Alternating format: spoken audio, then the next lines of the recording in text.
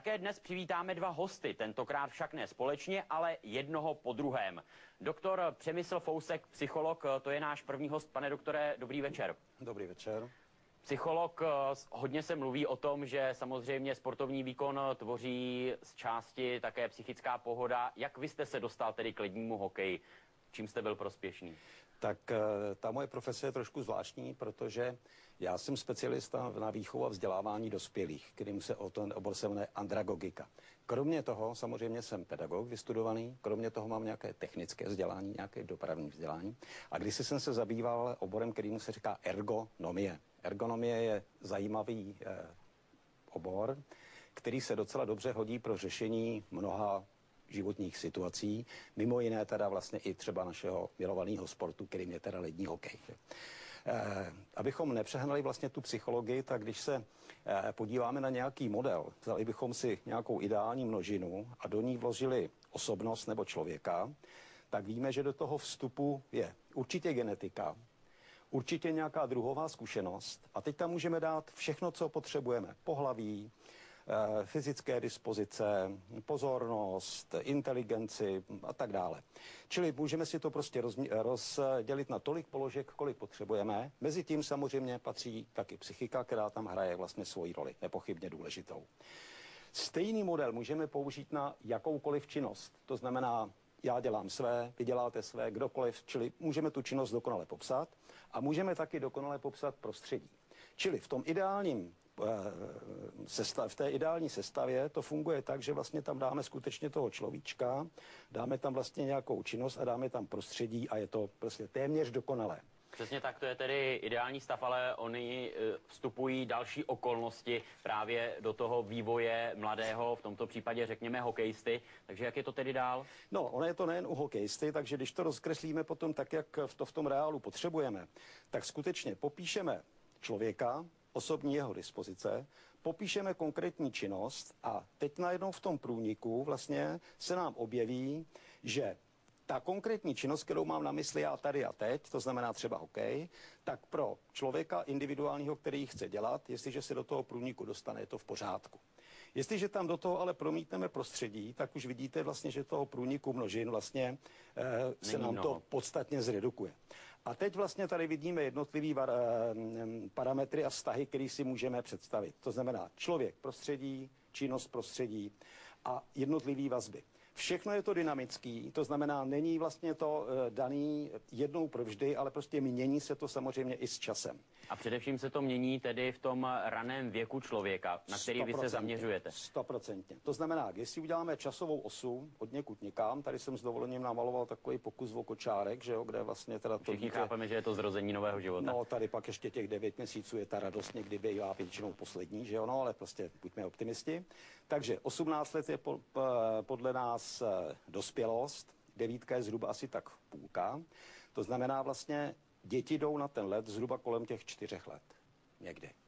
Jaký je problém? Problém je v tom, že jestliže jsou dobré základy, tak se dá na nich dobře stavět.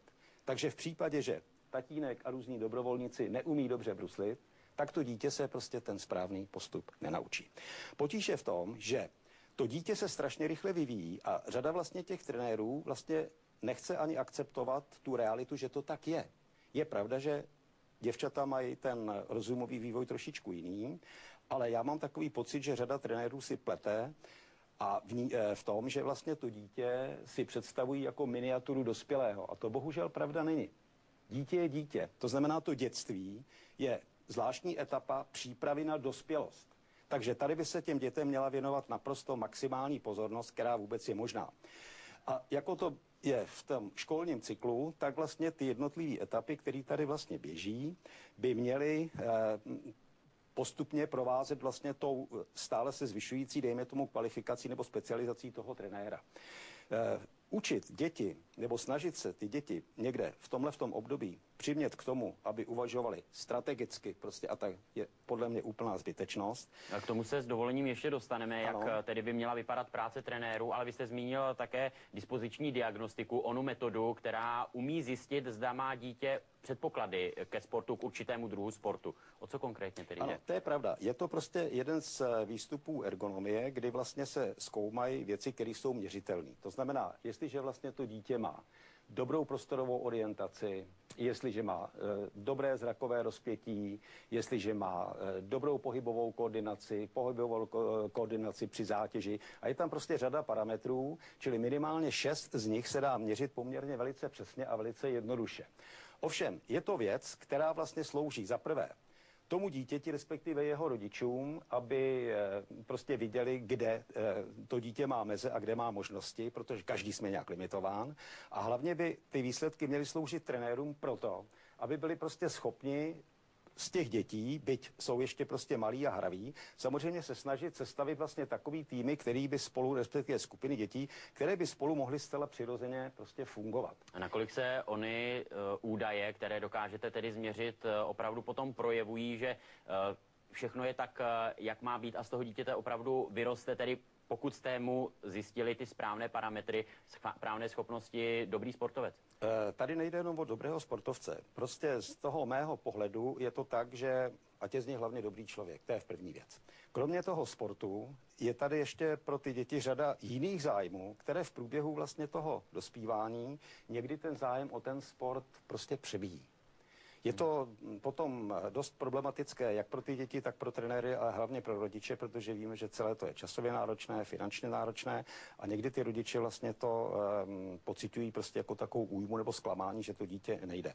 Jinak, pokud bychom tu diagnostiku vlastně dělali pravidelně, dejme tomu, já nevím, po sezóně, každý rok, není časově nějak zvlášť náročná, ale nicméně určité parametry je potřeba tam dodržet, tak pak v údobí 2, 3, 4 let, když vidíte tu výkonovou křivku, jakým způsobem se to pohybuje, tak něco je daný přirozeným vývojem a něco ale je daný potom už tou prácí toho trenéra a něco jiného a dál k tomu vlastně prací toho dítěte.